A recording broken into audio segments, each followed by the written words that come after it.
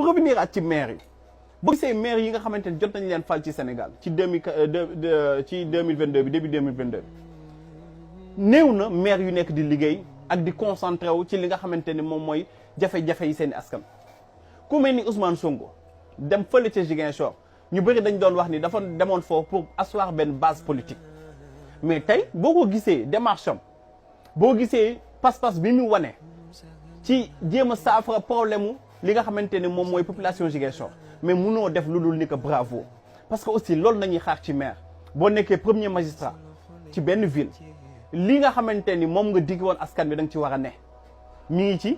ngi nekk ci jéem a fexewaat di defaraat seen équipe municipale bi mais di jéem a fexe di sauvegarder seen ressources wax na aussi ci waxu suuf mais lan moo tax exemple Ousmane Sonko boobu du nekk loo xamante ni dañ koy wërale ci Sénégal tey jii bëggoon naa man à Saint-Louis ñu ne ma maire bu fa nekk mii Mansour Faye mi ngi nekk tey jii di jéem a fexe ba nañuy fexe ba defar li nga xamante ne moo tàqal dex gi ñi ngi fexe ba mbalit yi nga xamante ni ñu ngi koy gis ci booru dex gi ñi ngi fexe ba nit ñi nga xamante ni ñi ngi ñàkk seeni bakkan ci bël bi ñooñ ñëpp tey jii ñi ngi wut li ko saafara ñi ngi fexe ba problème assainissement bi am Saint-Louis mi ngi wut li ko saafara mais non ñu ngi lay daan maire bi tey jii mi ngi dem yóbbu xale bu ndaw tribunal parce que xale bi dafa jël ay informations yoo xamante ni c'est des informations vérifiées mu mettre ko sur la place publique di poser ay questions parce que aussi loolu ku mu interpellé wu dina la jaaxal comment se fait-il loolu ñëpp a koy laaj benn xale bu jigéen boo xamante ni yow mosoo am li nga xamante ni mooy bulletin salaire wala boo ko amee tamit yëguñu ko nga dem di jënd terrain boo xamante ni nee nañ da ko jëndee 100 millions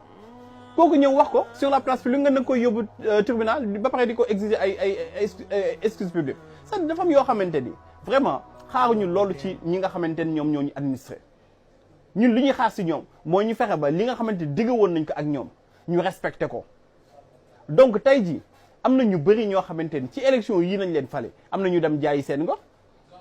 ku mel ni waa ji Fall sax peut-être boo ko waxee tooñ ñu sant Fall waa ji nekk Médina rek du ma sax turam du ma tudd sant tey jii moom moo nekk griot Macky Sall nee na moom mooy wër di tontul Macky Sall fu ñu waxee waxu Macky Sall mu génne bu leen waxee Macky Sall li man ma tontul leen li pourquoi te yow bërki démb nga taxaw fi yàq fi lu ne Macky Sall et bu ñu waxee ñu ni ko kilifa la te pourtant dafa abuser confiance ñi nga xamante ne mooy population yu ko fal donc pour dire que ni vraiment am na yu bëri yoo xamante ne ñi ngi xew ci dëkk bi ñun ñu ngi koy toog di ko seetaan